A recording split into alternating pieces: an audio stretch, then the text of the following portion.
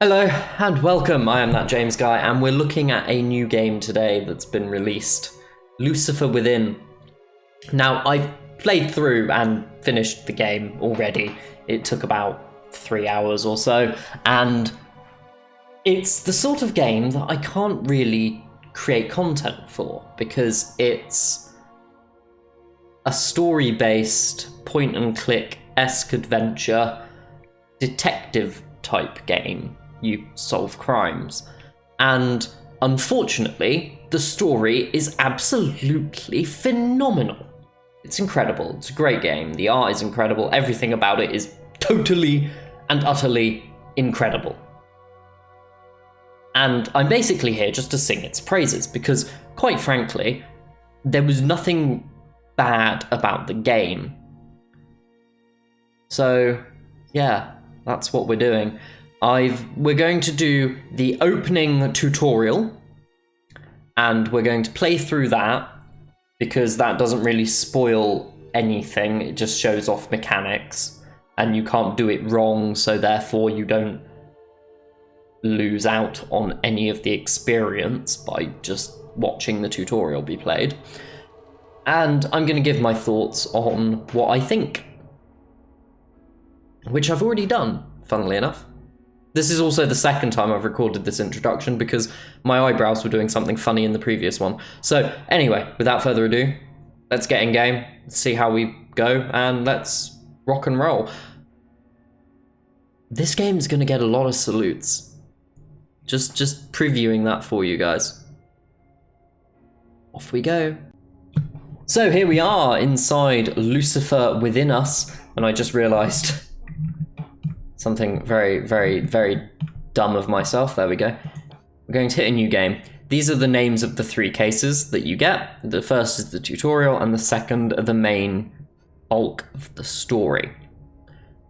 First thing I would like to point out is this art is incredible, and the theme of the game is incredible. And we're going to jump in and just do this first sort of 5-10 minutes of gameplay and show it off a little bit. But 100 years without murder, 100 years without demonic possession, then this. I am Sister Ada, exorcist and investigator. This is my testament to the massacre at St. Walpurgis Abbey. It is the truth. Do not believe the lies of my accusers. Welcome to the Abbey, welcome to the Cybernetics Workshop. Sister Ada, welcome. I am Virgil, Chief Inquisitor at St. Walpurgis Abbey. We may be in need of your talents as an exorcist. So, the majority of this game is not played from this screen. However, the art in this sort of cutscene, we'll call these the cutscenes, right? Because that's what they are, they're cutscenes. The art in the cutscenes really strongly ties together the 2D and 3D art really, really well. And this, you'll see when we get into the 3D game, obviously it's a different style, but it looks practically identical. And this really does flesh out some of the little details without being too much. Survey the evidence yourself, but I think you will agree. Has there truly been a murder? It seems so. A respected priestess, Mother Miriam, passed this morning under suspicious circumstances. Oh my. A demon may be present. Here, even now, possessing someone. What happened exactly? Mother Miriam was only recently appointed as successor to Abbot Gregory. This morning, she came to the workshop to receive her coronet of office. Something went wrong with the installation. Yes, to put it mildly, the coronet oversurged, killing Mother Miriam. Brace yourself for the sight. Then the workshop operators, Gideon and Reuben, are the prime suspects. They are brothers, right? Yes, but it's highly out of character for Gideon or Reuben to kill someone.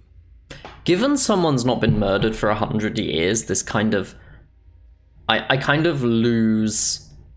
This line doesn't fit for me. And it's the only line of dialogue in the entire game that actually seems out of place.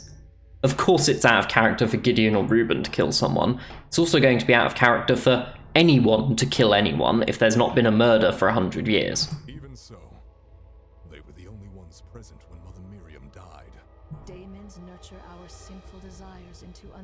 despicable actions, Virgil. One of the brothers has surely been seduced by a daemon, whichever it is. I will unmask his lies and cast out the daemon within him. May Einsoff's will be done. Amen. To exorcise a daemon, we must uncover 4 things. Activate tutorial mode. First, the suspect. We must identify which sinner is possessed by a daemon. Second, the opportunity. When exactly was the murder committed? We can pinpoint the opportunity by analyzing each suspect's testimonies. Third, the means by which the murder has been committed. The means can be found among the physical evidence at the scene of the incident. That Fourth, all went wrong. the motive of the murderer. So Which can be the motive we're just of going the to skip through the murderer. rest of this text. But now we're in the 3D part of the game. And it's very interesting. So now we're in this point. I'm not going to click on too many things, but the bulk of the gameplay revolves around finding evidence, like this coronet limiter. You get a little thing that says, this is physical evidence. This isn't how it works when you get into the rest of the game, but this is entirely the tutorial. And you get some text about it, and you go around and you find all the evidence, and then you talk to the suspects and find out what's going on with them. So let's talk to Ruben, and he gives you some text. He says all this stuff, and I'm gonna rush through it because I don't really want How did Mother to spoil as much as possible. You can look and you can see intricacies in what they say, how they say it, and that does help you decipher what's going on. But the most interesting thing in this game is this timeline mechanic, and this is the bulk of the thing. They run through and you can skip ahead. They tell you everything they did, and in the background you can see other people moving. You can see, like here, this person's gone up here and they've pressed a button and they've done this, they've done that, the other. And you watch the timeline of events from their perspective, and then you go off. It's going to have to tell us to... There we go. We leave his testimony. Then we go off and talk to the other person. This is madness. Again, I'm going to skip this because I don't really want to make things interesting. Then we watch the testimony from his discussion. We can see already that Miriam arrives, which is what Gideon said, so she has arrived. But he said that they went over. And he didn't say that he told Ruben to go and take her to the chamber. He said he returned to work, so that's different. There's a contradiction here. To prepare for the ceremony, I ordered Mother Miriam came to me. Interesting, exactly. And this is the bulk of the gameplay. Gideon, clearly, we ask questions. We say, well, hang on, the other guy said this, you said that. Why is there a difference? Are you right or are you wrong? Go through, he says he returned to work, started praying, performed the ceremony. He agrees that the other guy tried to stop it, and then she went splat. And that's the bulk of the gameplay. You find the differences. Once you've found the differences, you can deduce what actually happened, or infer what happened, or even make an idea up and then see if you can make the evidence fit that. She mentions in this tutorial text here there are 3 approaches, and there really are. I played this game through with my girlfriend, and because we like board games like this, there's a great series of board games about Sherlock Holmes where you do a similar thing, and you read all the evidence and you have to answer questions at the end, and you get points based on how well you've answered the questions. I really like these type of games. I love point-and-click adventures. They're so interesting. This is a advance in the right direction. It's a genre where you don't think much can change. You don't think much can get better or worse with it. It's the quality of the writing. This mechanic has added a lot to the game that just having point and click and dragging the evidence onto the suspect until they decide that they've been caught doesn't work. You have to actually tell them when they did it, how they did it, why they did it. There are a few other mechanics, but I don't want to spoil them because they really do fit into the story, and it relates to the possession of the demons. So, is there anything bad? Is there anything I don't like about the game? Well, the first thing is it was too short.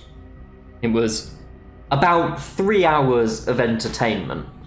Now, I paid for it. I believe it was, yes, it was £15 sterling. And myself and my girlfriend, we got a good 3 hours of entertainment out of it. Which I can only relate to as if we'd bought cinema tickets and went to the cinema.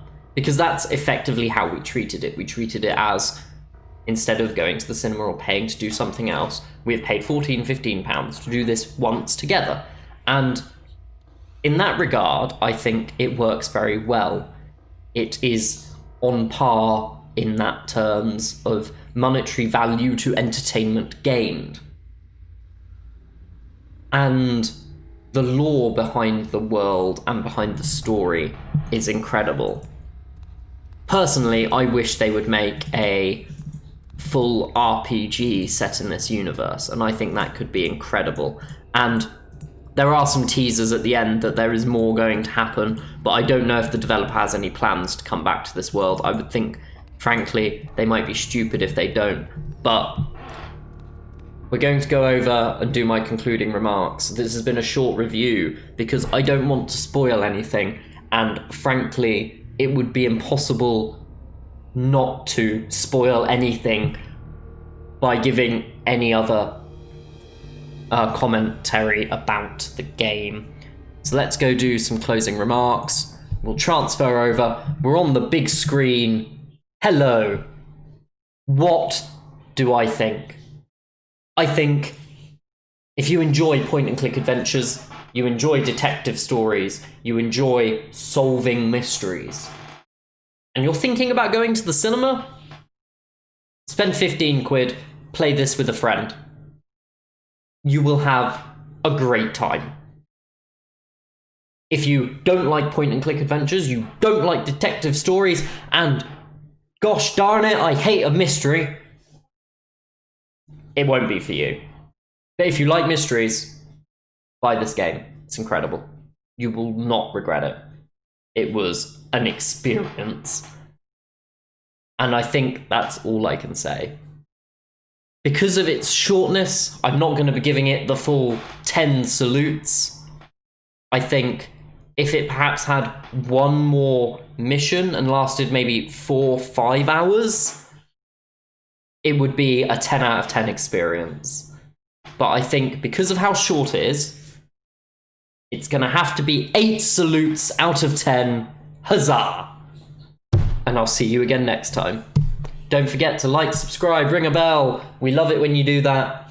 And catch me on Twitch if you like to watch games being played live, especially if you don't like them being played very well. Anyway, off we go. Have a good one, guys.